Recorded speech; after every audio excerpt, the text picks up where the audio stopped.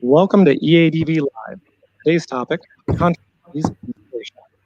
I'm Christopher Horskamp, and on behalf of the EADV, we welcome you to today's interactive webcast. If you have questions or comments about the subject matter, send them in at any time during the presentation, and our presenters will do their best to address them at the end.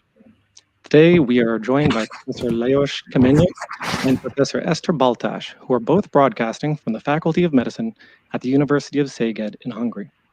And without further ado, I hand it over to Professor Kemény. Dear colleagues, ladies and gentlemen, good afternoon. It is my great pleasure and honor to welcome you at this ADV webinar from the Department of Dermatology and Allergology in University of Szeged from Hungary. I'm Lajos Kemény, the head of the Dermatology Department. The topic today is controversies in rosacea. We will have two lectures in this 1 hour session.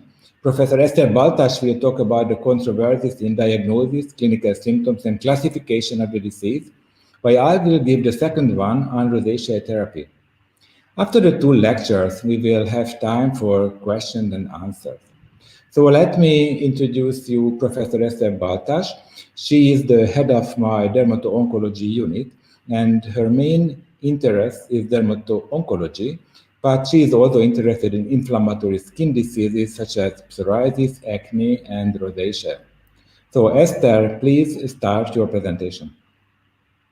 Thank you very much. Welcome, everybody.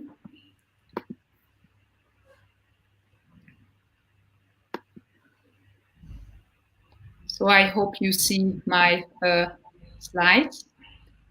So welcome, everybody. I would like to talk about the clinical aspect of the controversies in rosacea. So when we were talking with Professor Kemény and preparing for the talk, we basically identified that in almost all fields of rosacea, there are controversies.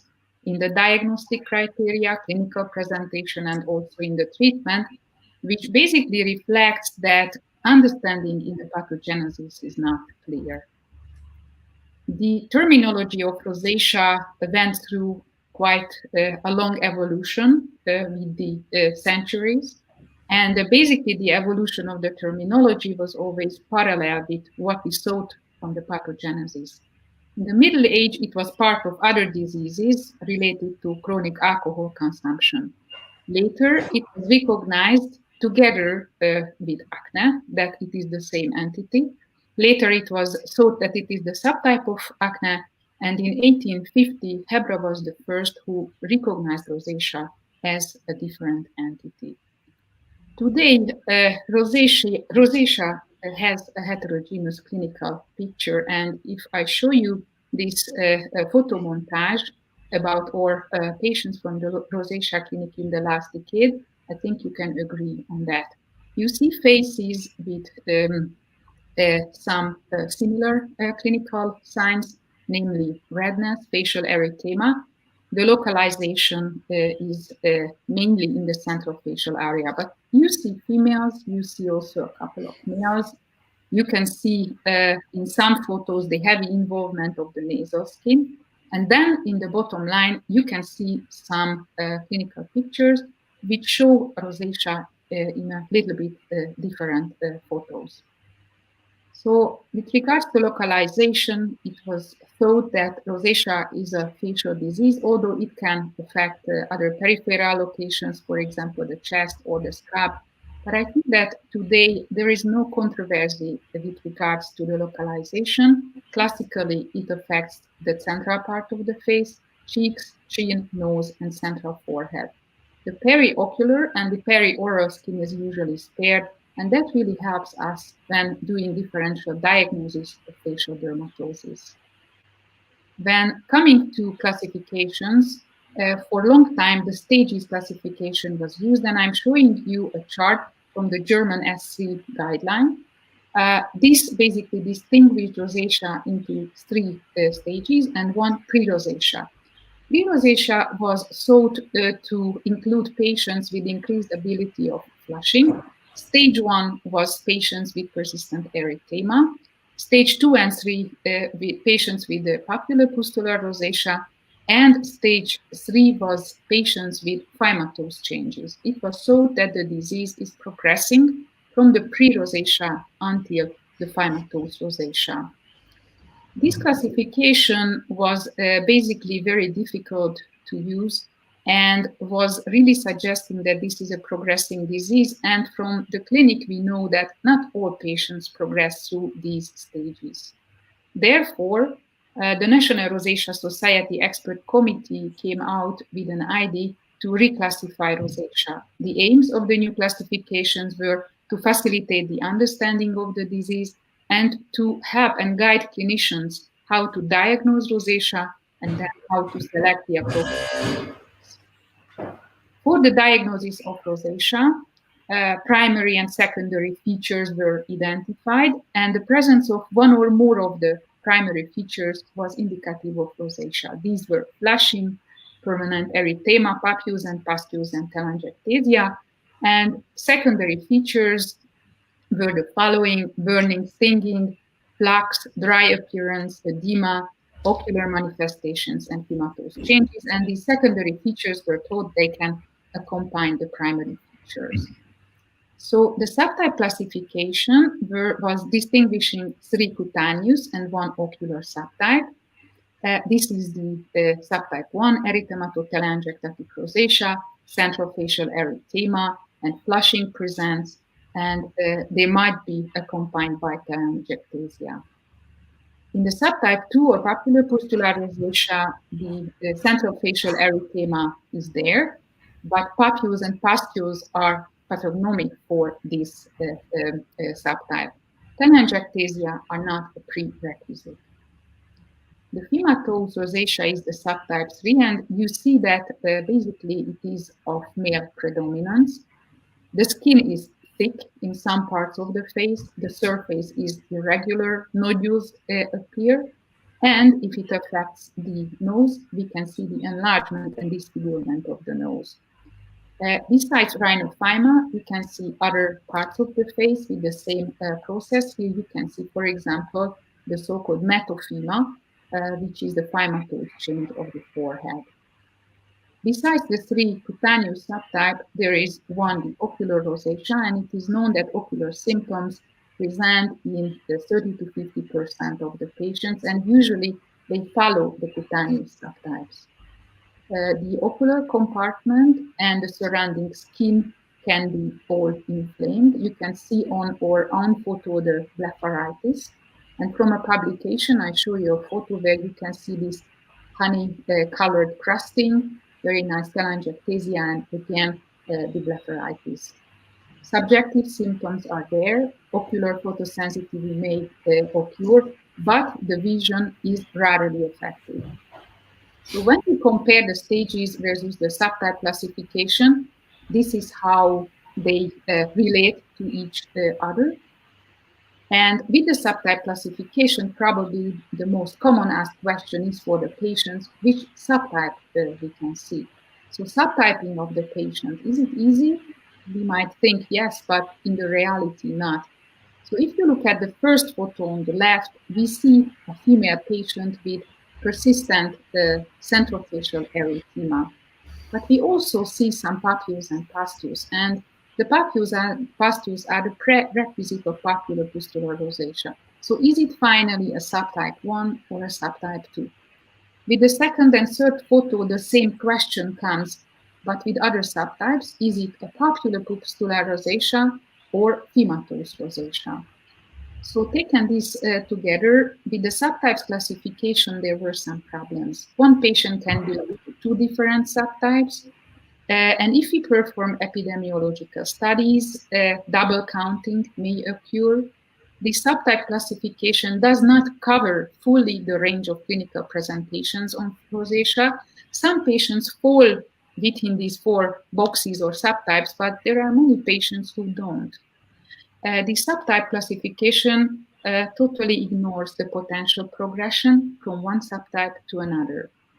With regards to clinical trials, this classification is not optimal to use because there is no single scale which assesses all dimensions of rosacea. And for the treatment, it has been, I think, always known that this is symptom-driven and not subtype-driven. So behind these questions, I think the main thing what we have to ask, is rosacea finally one disease or separate diseases? There was an observational cross-sectional survey of rosacea which tried at least partially to answer some of the questions. They interviewed 130 rosacea patients who were also examined by the dermatologist. For the questions, they also had the questions on the temporal onset of rosacea associated signs and symptoms. Based on their self-reporting, it seems that there is subtype progression in a small proportion of patients. So small proportion of patients from the erythematotelangiectatic rosacea progresses to papulopustular and some of them to fimatose. And there are patients with papulopustular rosacea who progress to the fimatose form. Additionally, they also found that the cutaneous subtypes are usually followed by the ocular signs and symptoms of rosacea. Professor Steinhoff and co-workers tried also to find an answer to the question of progression.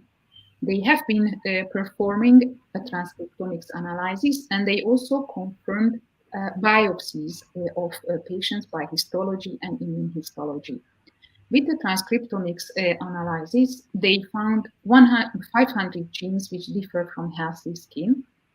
They were able to basically find distinct gene profile for each subtypes, and certain genes were overlapping. Their main finding was that basically among the subtypes of rosacea, in many of the cases, there is a developmental march from the more earlier inflammatory form to the more advanced fibrotic form. But sometimes maybe the earlier form is subclinical, not visible. They also confirmed that not all patients progress through this developmental march. So in not all cases is this development true. With advancing in science and also clinical understanding, in 2017 and 18, two distinguished rosacea expert panels came out with new proposals for the classification of rosacea.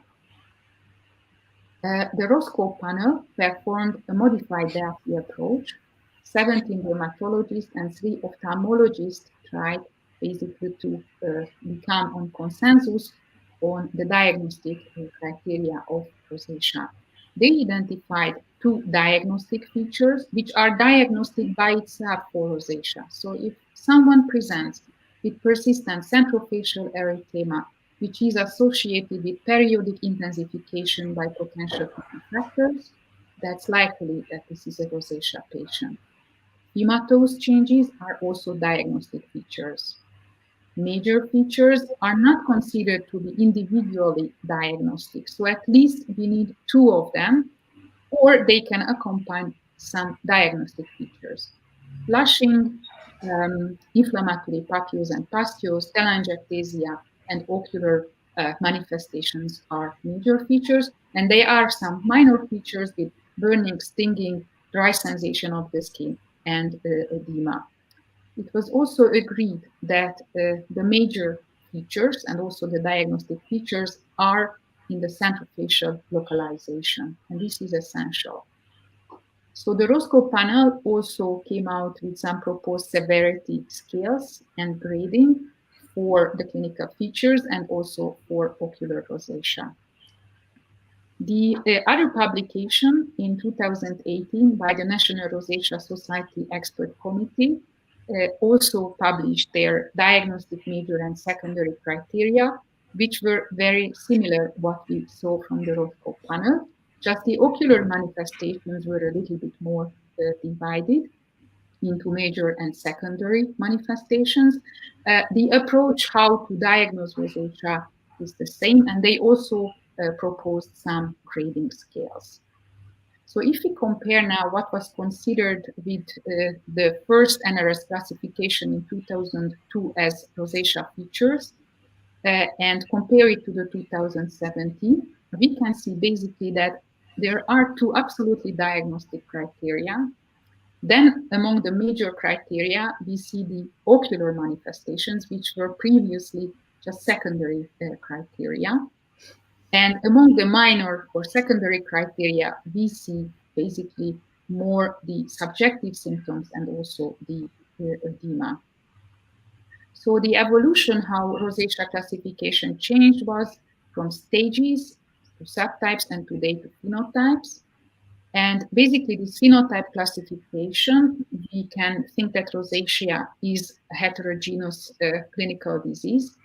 Signs and symptoms produce basically a multitude of possible combinations. This phenotype classification is also either because it doesn't really suggest anything on the progression of the disease. Because as of today, I think that this question, if rosacea progresses or not, is still unclear. What about the rare clinical presentations of rosacea? Are these really rosacea? And here I would like to focus on the bottom line. So here you can see a clinical photo of a female with orange, brownish papules. Here you can see someone with perioral localization, a more exudative form. Here on the fourth photo, you can see pronounced edema, which is really, by looking at it, very far from what we think about rosacea. And on the fifth photo, you see, beside papules and pustules, nodules and cysts, but for example, no erythema. So this 70-year-old female came to us with these facial skin lesions, monomorphic brownish yellowish papules. She had these since 9 months. Because of the color and the monomorphic nature of these symptoms, we were thinking on a granulomatous disease, so performed chest X-ray, Mantoux test, Mycobacterium PCR, which were negative, and we also performed histology. Here you can see the sebaceous hyperplasia, demodex, dilated vessels, and some epithelioid granuloma formation. So from higher magnification at the arrows, the epithelioid macrophages in the granuloma, and in the circle, the multinucleated Langerhans cells. So the diagnosis was granulomatous rosacea. So if we use the diagnostic criteria of 2002 or 2017, this patient is having papules and pustules. So today, as we see, she only has one major feature, so she wouldn't be classified as rosacea. Additionally, we know that behind this clinical picture in granulomatous rosacea, we have another pathogenetic route than in classical rosacea. So the Roscoe panel published just last years the description of cutaneous rosacea features more in details. And if we look at there the papules and pustules, how they characterize is we have to look for red papules and pustules on the face, usually in the centrofacial area. Some may be larger and deeper. So red papules, so yellow or brownish orange color, is basically not indicative of rosacea. I suggest also to use the dermoscope because we can see the beautiful yellowish skin. Rosacea fulminans. So this disease was called previously pyoderma faciale, and what we understood under these terms was a disease of young females with sudden onset, papules, pustules, nodules, and cysts, accompanied by edema and the diffuse edema of the face. Usually, rosacea fulminans comes in pregnancy or is related to comorbidities and sometimes to certain medications. There is no generalized symptom, and the histology is basically a mixed periadnexal infiltrate. In the classification, in 1992, Professor Plevig proposed the use of rosacea fulminans. However, it is still not clear if the condition, what we understand under pyoderma faciale and rosacea fulminans, are the same. So here you can see on our patient on the left, a very similar clinical picture from literature, from other sources, you can see the localization is a little bit typical for rosacea, but just in the forehead and the chin region. But here the face and the nose are not affected. And here I think we see the same pattern. Central facial erythema is not there. We can see sometimes a very discrete diffuse erythema, but this is merely a background erythema for these inflammatory lesions. So I think that from clinical point of view, this is also a bit different than what we understand today under the rosacea phenotypes. So if we are using the criteria systems, papules, pustules alone, and maybe if there is some edema, it doesn't classify as rosacea.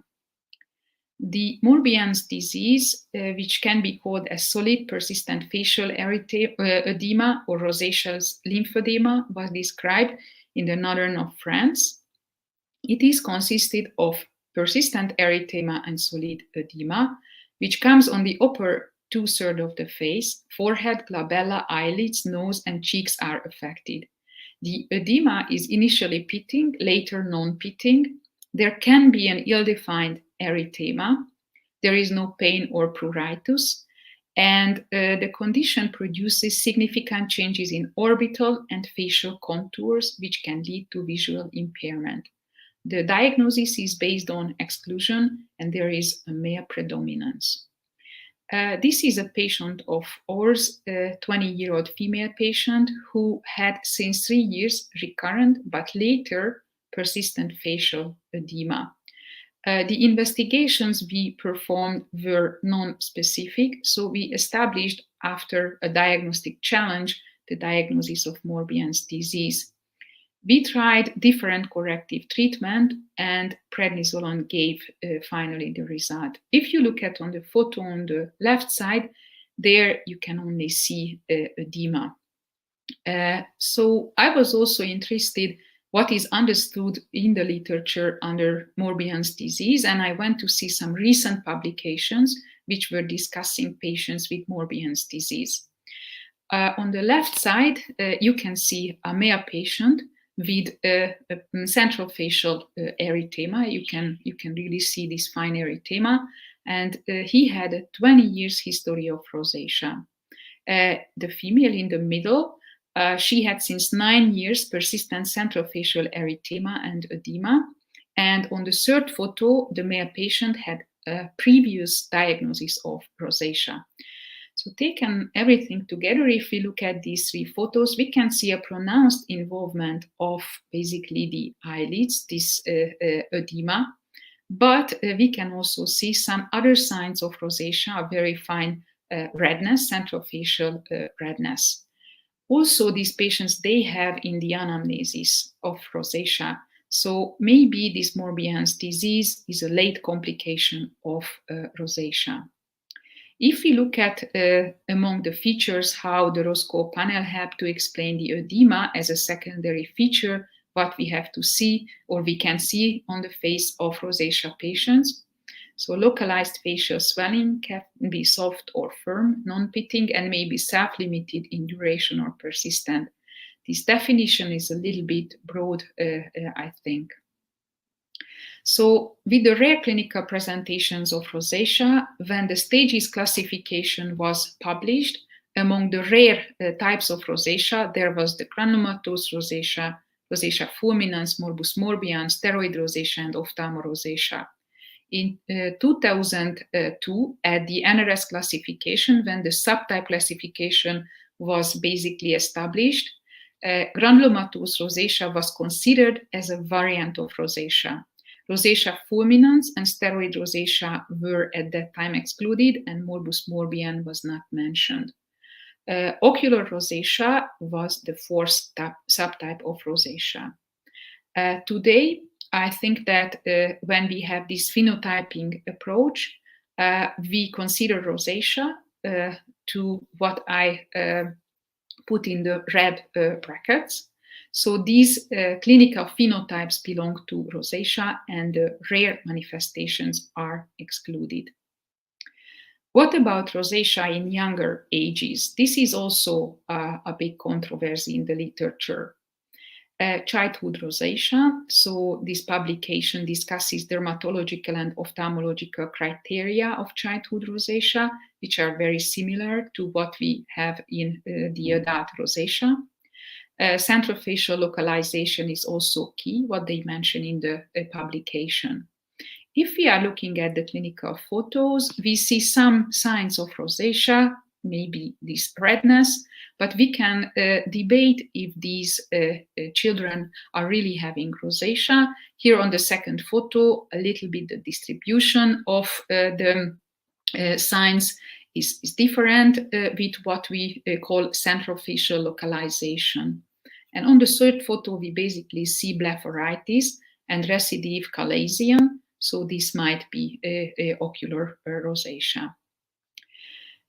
In the study where rosacea patients were reported about the onset of rosacea signs and symptoms, basically the majority of the rosacea patients said that their disease started when they were between 30 and 39 years of age. But you can see that there were patients who reported they already had the first sign when they were below 9 years, and there were some patients who reported it between 10 to 19 years. Of course, this study we have to interpret the results with caution because this was self-reported by the patients. So it is likely that what the patient had on their skin was maybe not rosacea, but I think that it's a little hint that rosacea can start already in younger ages. This is our patient who was 13 years old when she came to our clinic. She had papules and pustules, so we made the diagnosis of acne. When she became 15 years of age, she started to have ocular problems. Then, with the ophthalmologist, we made the diagnosis of rosacea and gave systemic doxycycline and metronidazole to the patient. The photo you see here is when she was 20 years old, then she had skin and serious ocular problems. So with all of these, we thought, let's try to confirm the diagnosis. We made a biopsy, which brought non-specific inflammation. The immune histology was negative and also autoimmune laboratory testing. And at the same time, she had very severe ocular problems. You can see the photos of the ophthalmologist colleagues at the department, bulbar hyperemia, infiltration of the sclera, and the peripheral neovascularization you can see here. Later, she developed spontaneous corneal perforation, which was then operated by the ophthalmologic surgeons. 2 years ago, I saw her last time. Then she was 24-year-old. She used a metronidazole containing extemporary formulation of a paste, which was really drying her skin that you can see here on the photo. You can also see her ocular involvement. After 4 weeks treatment, this was the result which we achieved. I think that she definitely has rosacea with cutaneous and ocular symptoms, and her disease started when she was a teenager. Childhood rosacea, this is a little bit more questioned if this disease exists in very young ages. This is a 2.5-year-old girl, and her photo I received from Budapest from a pediatric dermatologist. The girl was suffering since 10 months with a recurrent blepharitis, honey crusting she had on her eye. One time she had chalazion and photosensitivity, which you can see on the photo on the left. She also had sometimes on the chin some papules. Allergologists were examining her in the capital and excluded allergy behind this clinical picture. And the ophthalmologist gave topical antibiotics and topical steroids, which didn't really brought her symptom improvement. Our dermatologist colleague proposed to give her azithromycin for, let's say, 10 or 12 days. And after this antibiotic treatment, she was symptom-free for 3 weeks. So I think talking to pediatric dermatologists and also ophthalmologists, they really think that this disease exists in young children. So taking everything together, many controversies existed and exist today with regards to the clinical presentation of rosacea. So today what is proposed that we need to think rosacea not with stages and subtypes, but as phenotypes. For the diagnosis, there are diagnostic major and minor features. Rare clinical presentations are excluded from the standard classification. And I think we can say that rosacea below 18 years of age exists. With this, I would like to thank you very much for your attention.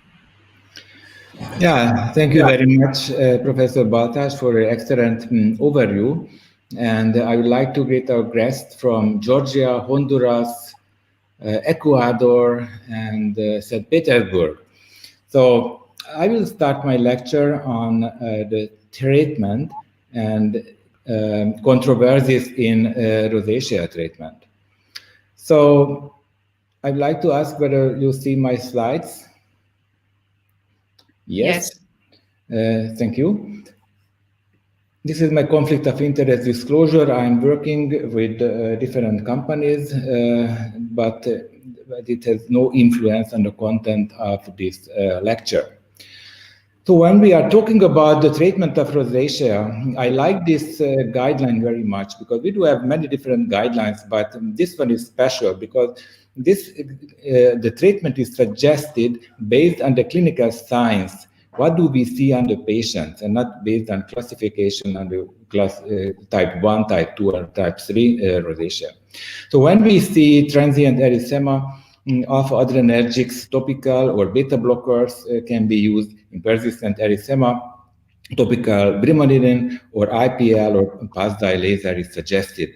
When we have inflammatory papules or pustules, depending on the severity, we can use azelaic acid, ivermectin, metronidazole, or especially in severe cases, doxycycline or isotretinoin.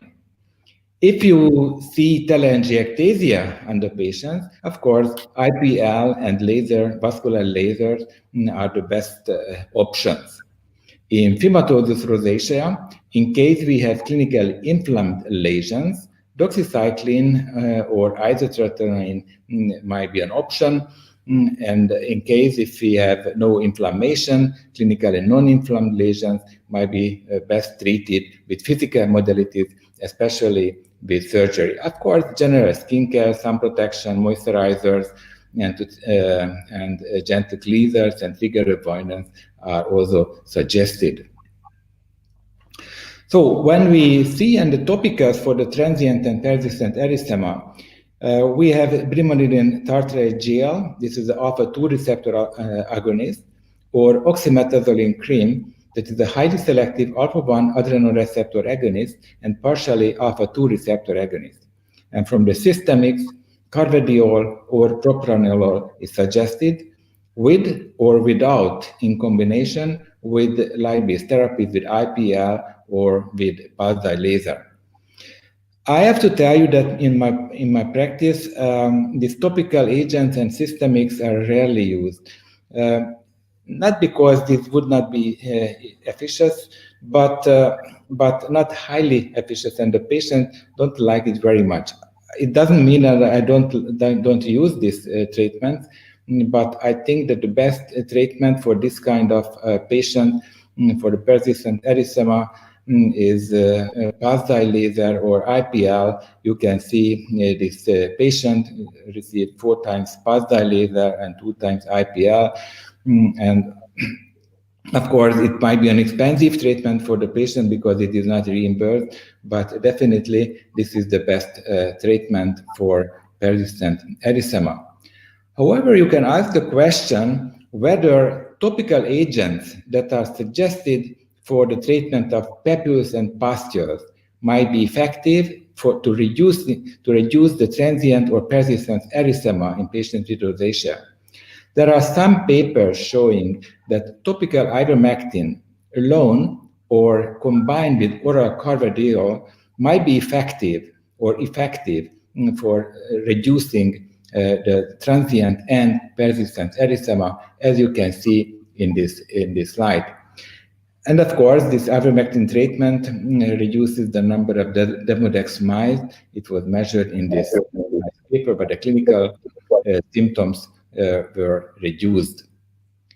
We do have also our own experiences with this topical ivermectin, and topical ivermectin was effective in reducing the transient and persistent erythema in this in our patient.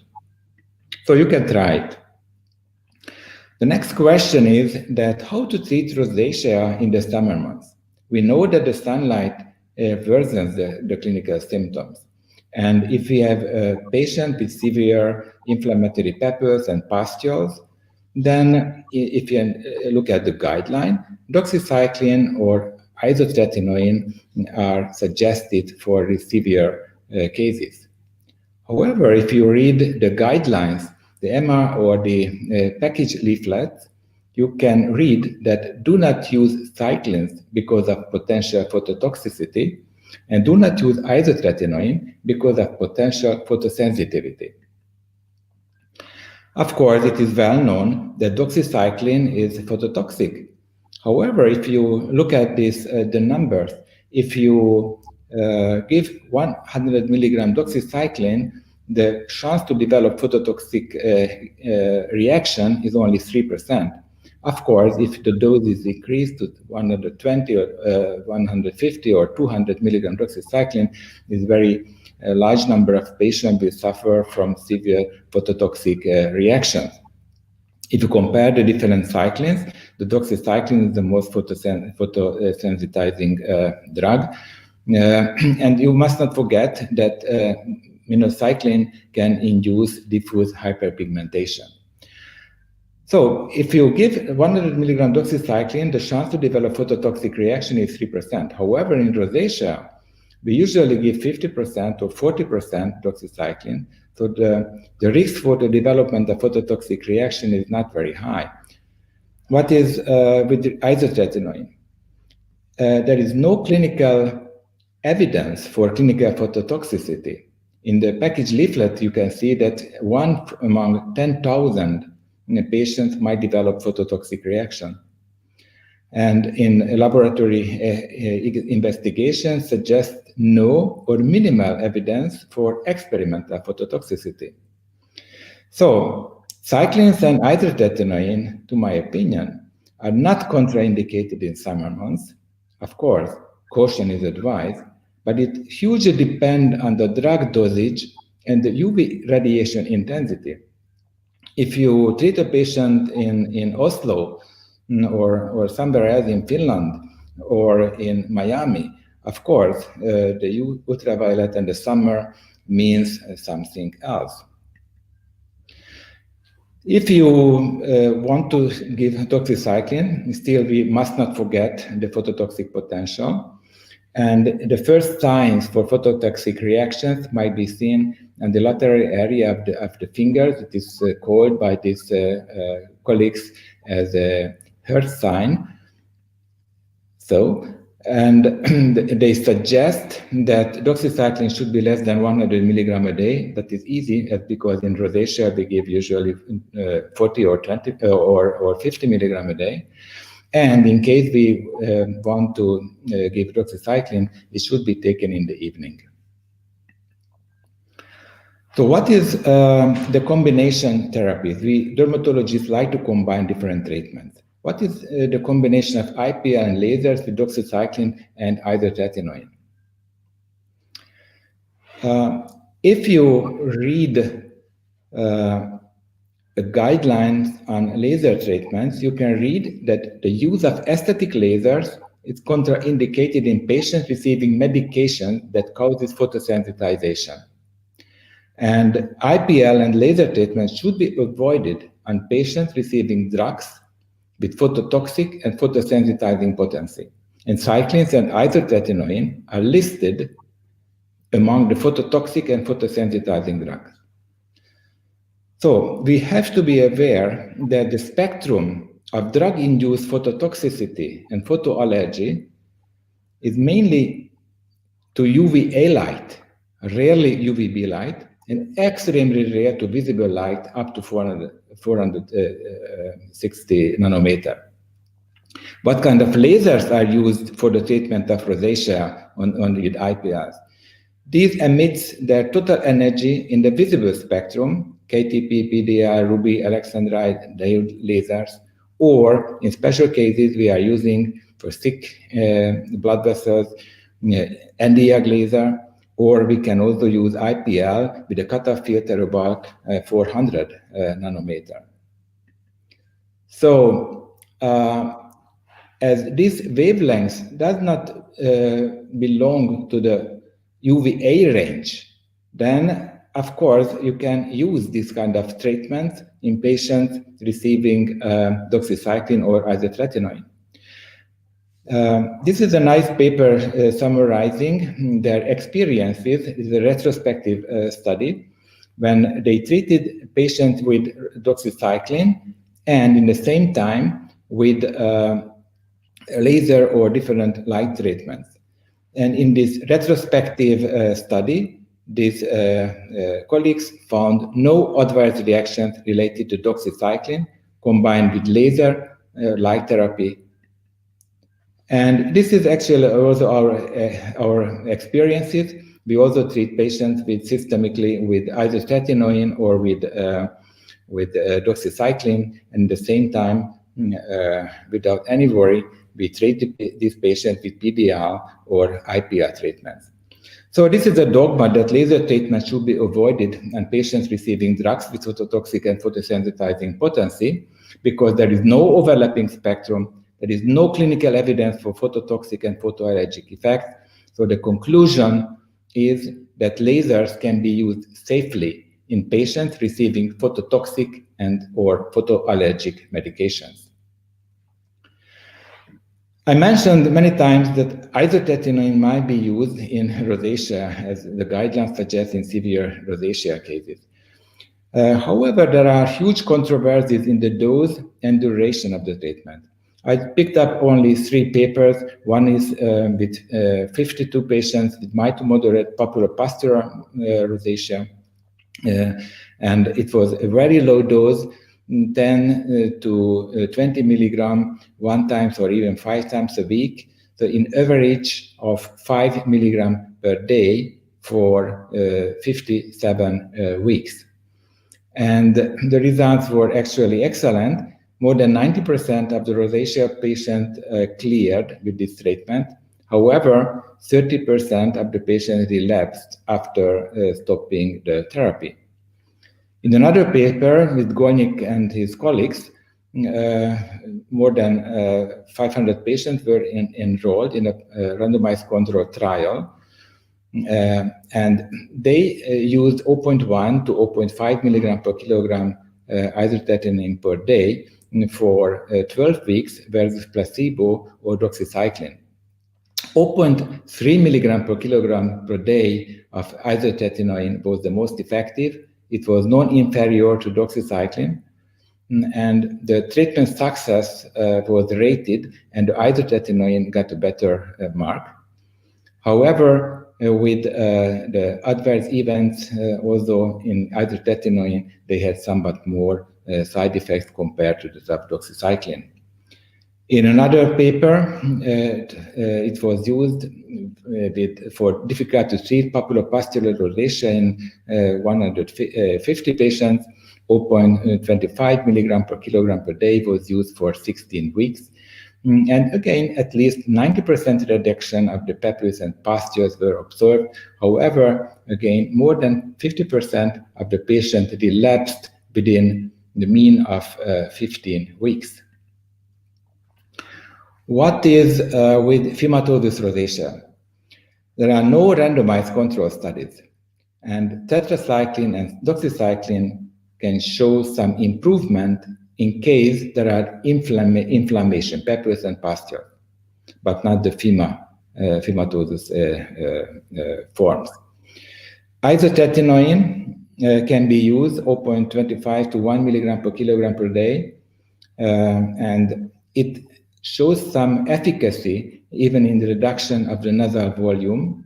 It reduces, of course, the sebaceous glands in size and number, and this might be an option for the treatment of inflammatory rosacea.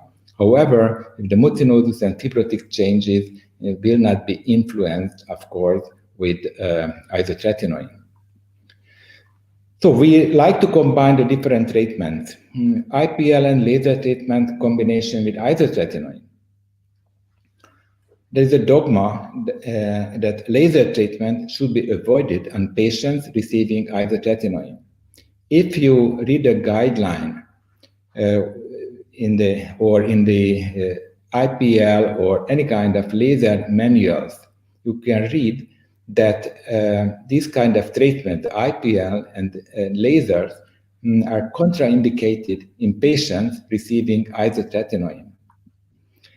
I like this kind of papers very much, that they collected all the available evidences and concluded that actually any kind of laser treatment and IPL can be used safely in patients receiving isotretinoin, with the exception of ablative lasers and deep pills when caution is advised and testing and delay for 6 months of isotretinoin treatment is suggested.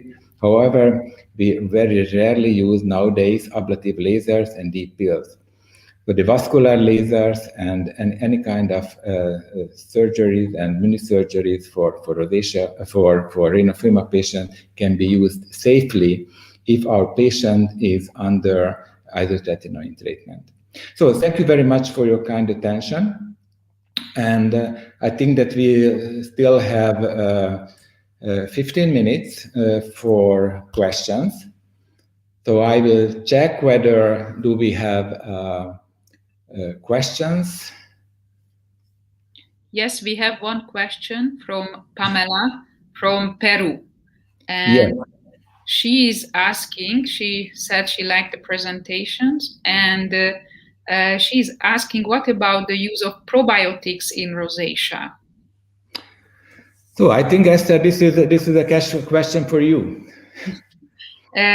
So earlier, even when I came to the department, like more than 20 years ago, in many of the rosacea patients, we did gastroenterological examinations, so Helicobacter pylori, and we saw that maybe these two diseases are connected to each other.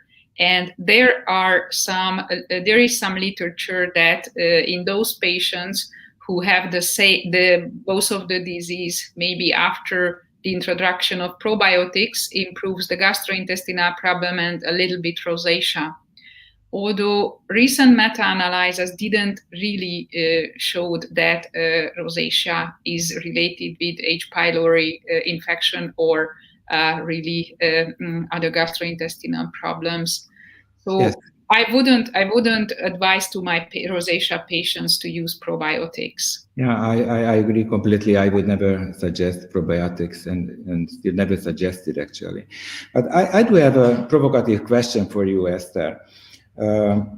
What about with Fimatolus rosacea? Is this really rosacea? Looks completely different to other forms of rosacea and affects males in the middle-aged males, and whereas in rosacea affects mainly females in younger individuals. So from clinical point of view, it looks completely different. Maybe papules and pustules, okay, sometimes can be found in patients and rhinophrima. But what if rhinophrima is a completely different disease that is maybe more prone to develop papules and pustules, and therefore do we see sometimes papules and pustules in patients having rhinophrima? What is your thought on that? So I completely agree with you that clinically, if you look at the patients with rhinophrima, they are totally different, oily skinned, sebaceous glands there, male patients. And for example, other types of rosacea we usually have in the vascular forms, some females with very sensitive skin, and I'm sure they will never really get rhinophyma.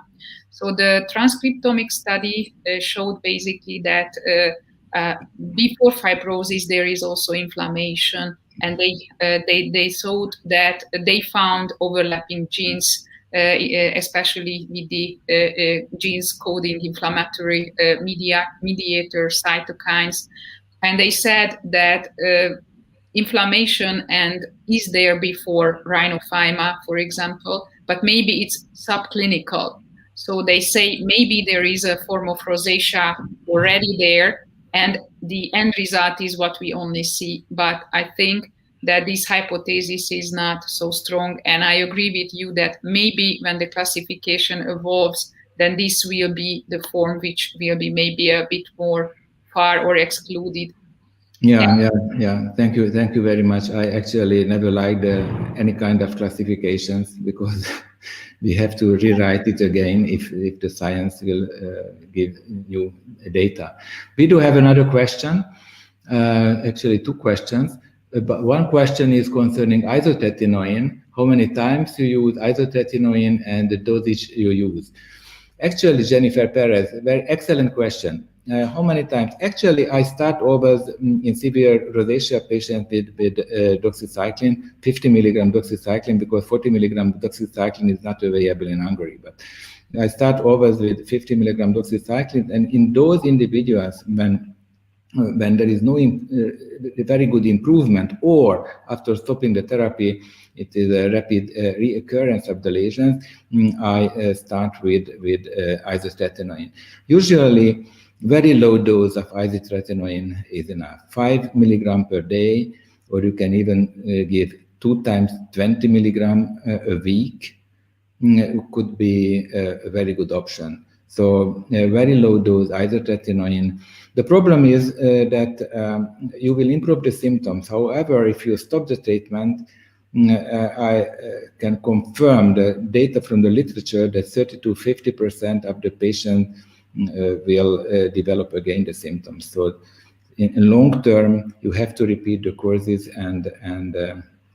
but it responds really very, very, very well. So I'm not sure. Eszter, do you want to comment? No, I agree with you, and I see a bunch of questions popping up.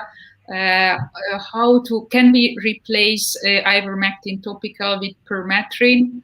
I think there is literature on that, so theoretically we can, but with ivermectin there is a quite good quality topical medication. So personally, I'm using that cream formulation.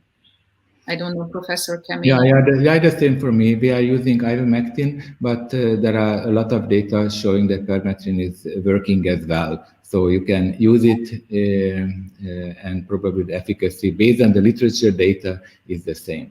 Then we do have another question. How do you approach relapsed rosacea? Actually, this is what I touched already before. The problem is the relapse. If you stop the doxycycline or any kind of cyclines, the relapse is the problem. The same is with isotretinoin.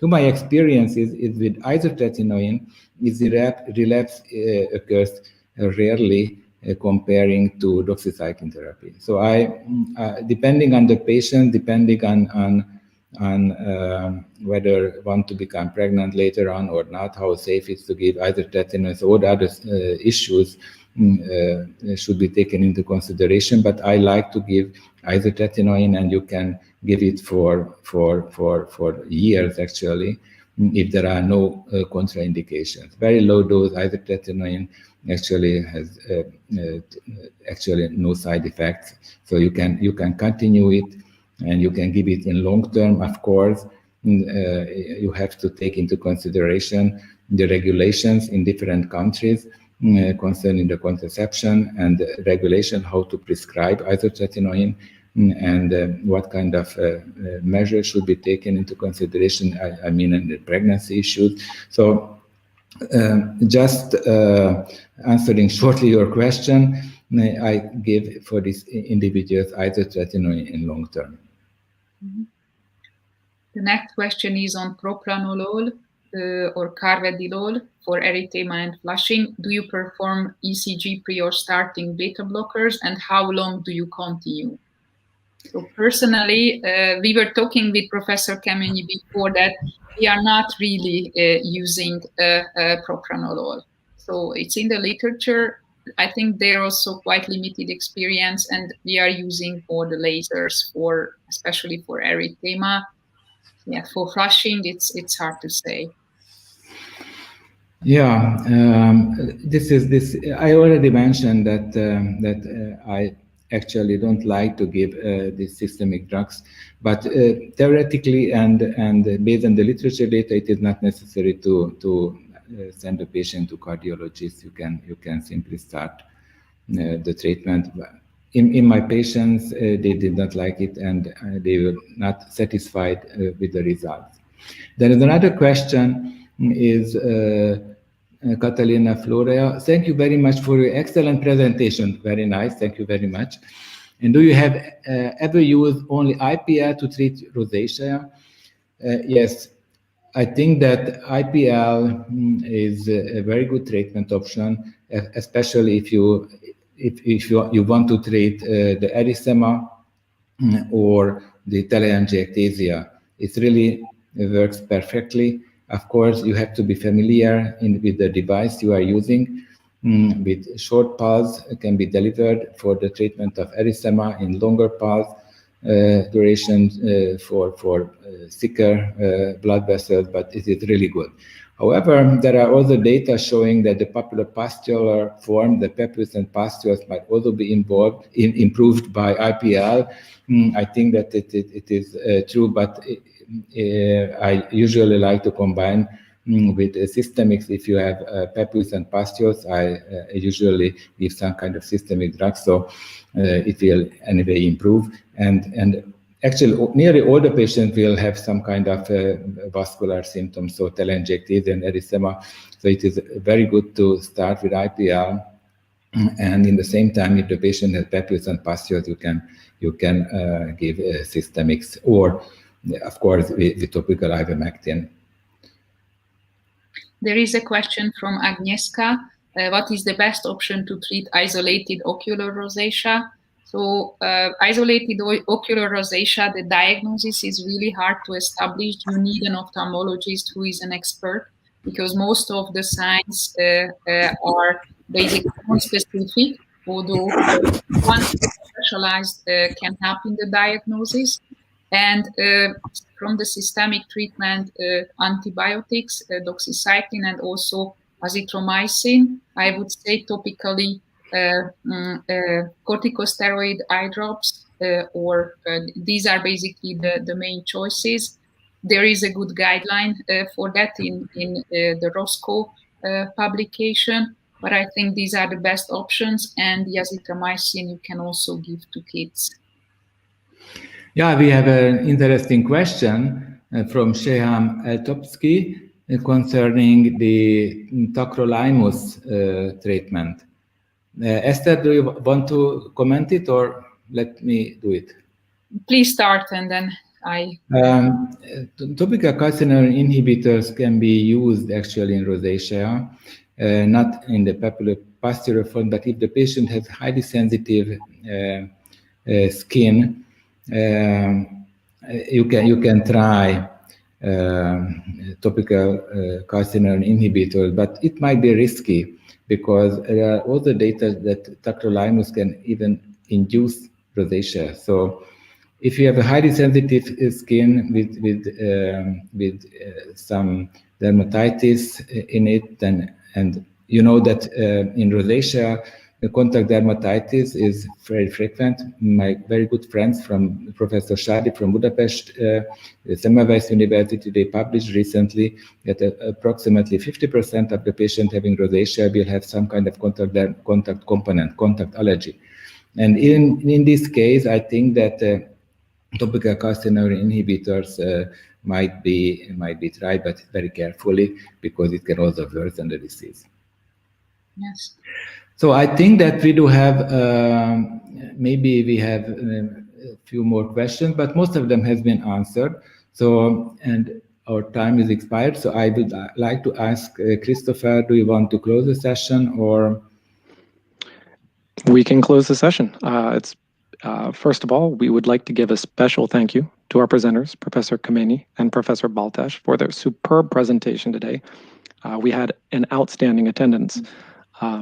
If you've enjoyed what you've learned today, stay tuned, because in the coming months, Professor Kemény will be a guest on the Dermatology Podcast, the official podcast of the EADV, available on all major podcast platforms, including Apple Podcasts, Spotify, and Google Podcasts.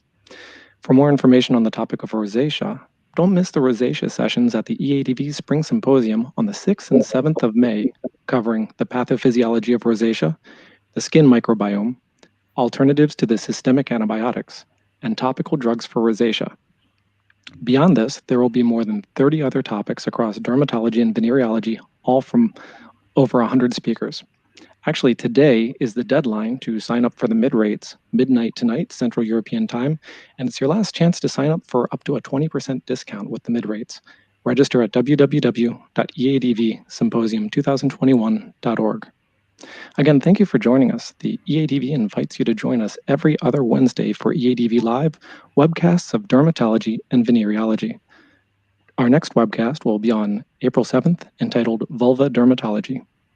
Finally, on behalf of the EADV, we thank you for joining us and sharing your questions and thoughts with us. See you again in 2 weeks, and have a pleasant day. Bye.